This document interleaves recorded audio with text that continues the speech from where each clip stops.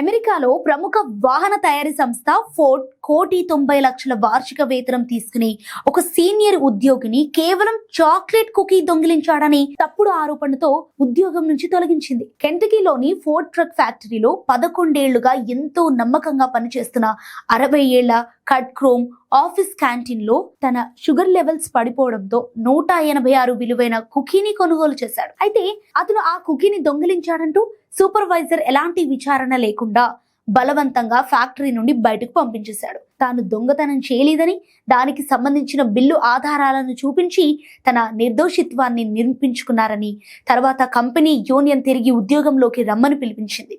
కానీ తనను అంతలా అవమానించిన చోట మళ్ళీ పని చేయనంటూ సదరు ఉద్యోగి ఆ ఆఫర్ను తిరస్కరించడం విశేషం.